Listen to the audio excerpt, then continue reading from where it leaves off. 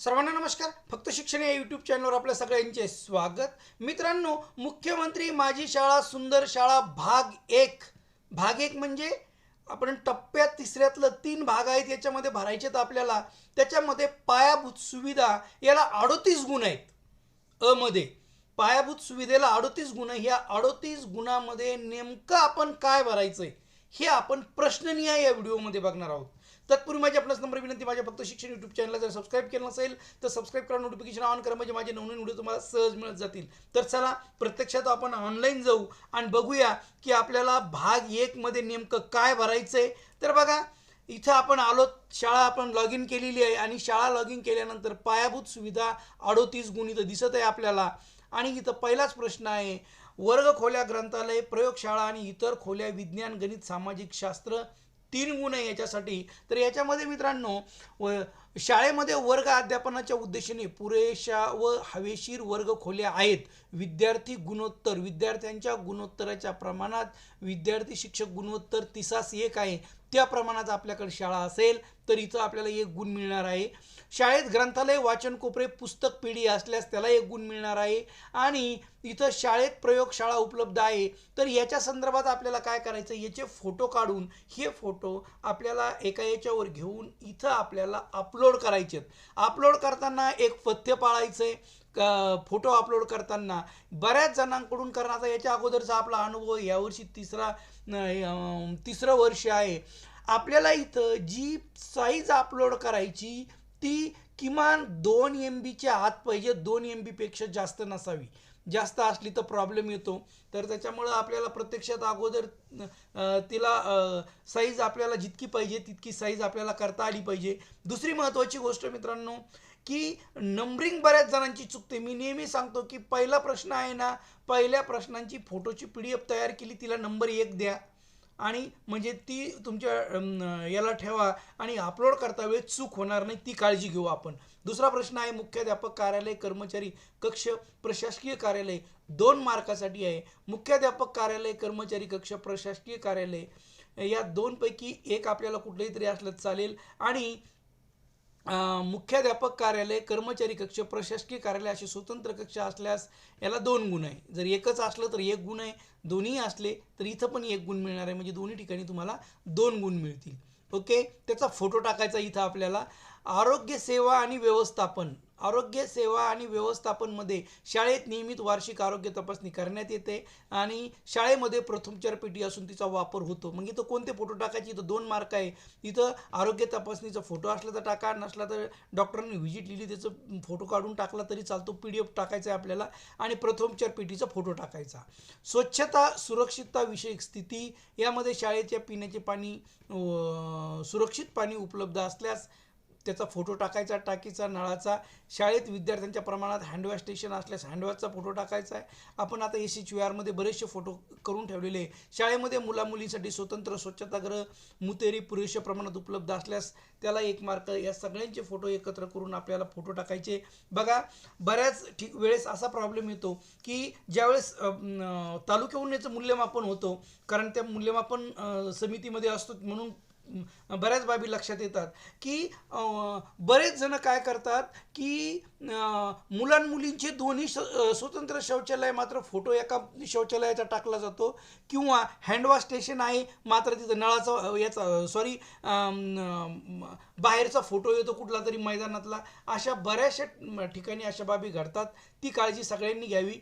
मुख्याध्यापक बंधू माझी नम्र विनंती आहे, शालेय फर्निचर निर्लेखन याच्यामध्ये विद्यार्थ्यांच्या संख्येच्या प्रमाणात फर्निचर उपलब्ध असल्यास आणि शाळेमध्ये कोणत्याही प्रकारचे खराब संगणक, बेंचेस, पुस्तक, अडगळीचे साहित्य नसल्यास किंवा मागील 2 वर्षामध्ये शाळेने विविध पद्धतीने साहित्याचे निर्लेखन केलेले असल्यास. एक तर नसावं किंवा पाठीमागे होतं पण त्याचं निर्लेखन केलं, 200 मार्क मिळतील. याचे आपल्याला इथं फोटो टाकावं लागेल.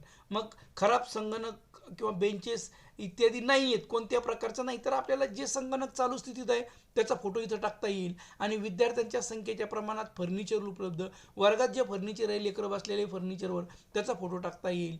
तर हे आपल्याला इथं करता येईल. सुरक्षा तरतुदी आणि आपत्ती व्यवस्थापन 2 मार्काला आहे.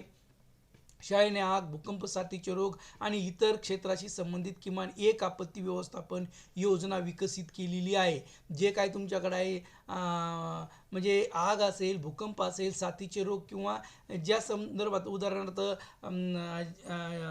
आगीचा जो बंब असतो तो फायरचा, त्याचा फोटो आपल्याला इथं टाकता येईल. तर आपत्ती व्यवस्थापनाशी संबंधित तो फोटो टाकायचा. शालेय सुरक्षा प्रतिज्ञा दर्शनी भागात लिहिलेली आहे, तिचा फोटो टाकायचा. आणि इथं आपल्याला प्रत्येक याच्या पुढे इथं लिहायचं आहे मित्रांनो. 1000 अक्षर म्हणजे 1000 अक्षरात नाही लिहावं लागत. इथं अ जरी टाईप केलं, हे बघा तुम्ही ब टाईप केलं तर इथं लगे इथले अक्षर आपण जे अनुभवलं त्यांना माहीत आहे की इथं संख्या कमी होऊन जाते अक्षराची. त्यानंतर पर्यावरणपूरक शाळा, बांधकामे, वृक्ष संवर्धन याच्या संदर्भात शाळेत कचरा पुनर्वापर, पावसाचे पाणी साठण्याची व्यवस्था, रेन वॉटर हार्वेस्टिंग असलं तर 1 गुण. त्यानंतर इको क्लब असेल तर 1 गुण. आपण इको क्लबचं काय करावं लागेल आपल्याला? इको क्लबसाठी आपण इको क्लबचं जे नोटिफिकेशन होतं ते इथं अपलोड केलं तरी चालतं. सोलर पॅनलची व्यवस्था असल्यास त्याला 1 गुण. सगळे फोटो एका याच्यावर घ्यायचे, त्याची साईज 2 MB पेक्षा कमी करायची आणि ते इथं चूज फाईज करून अपलोड करायचं. त्यानंतर क्रीडांगण आणि क्रीडा सुविधा उपलब्ध असेल तर इथं टाका, जे तुमच्याकडे आहे ते इथं टाकू शकता. त्याला एक गुण आहे. ICT पायाभूत सुविधा याच्यामध्ये शाळेमध्ये किमान एका वर्गामध्ये 1 स्मार्ट डिजिटल प्रोजेक्टर, डेस्कटॉपची सुविधा असल्यास 1 गुण. शाळेत कार्यरत इंटरनेट वायफाय सुविधा असल्यास 1 गुण. आणि शाळेत ICT प्रयोगशाळा, अध्ययन अध्यापन प्रक्रियेत संगणक वापरले जात असल्यास 1 गुण.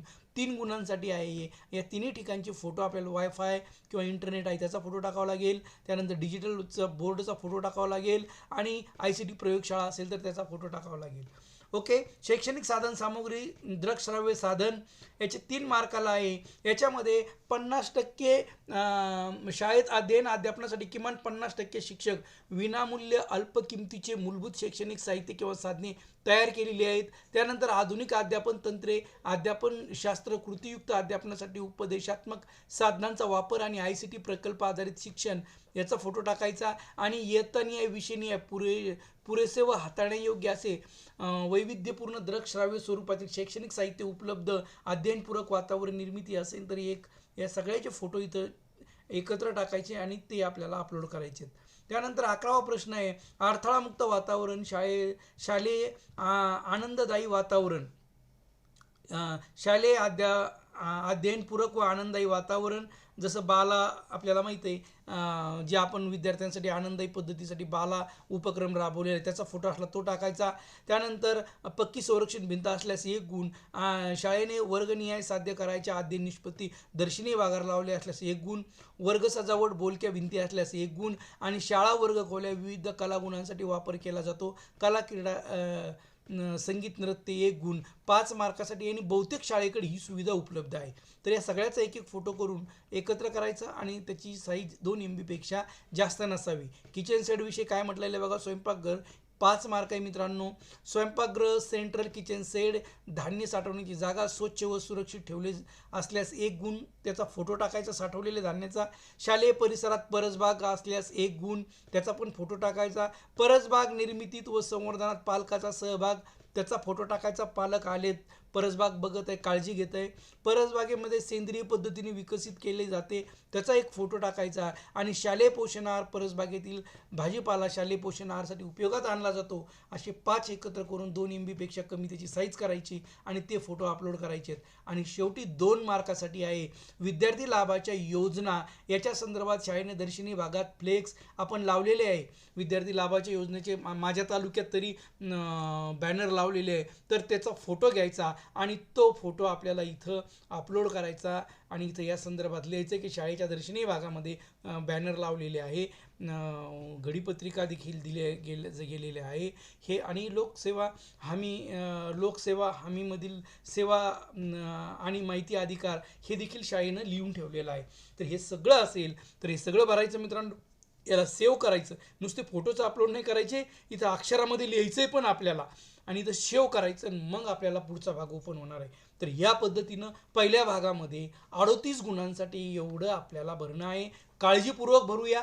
तर पुढचे भाग देखील या व्हिडिओच्या डिस्क्रिप्शनमध्ये दिलेले आपण बघू शकता. पुन्हा लवकरच भेटूया. तोपर्यंत धन्यवाद.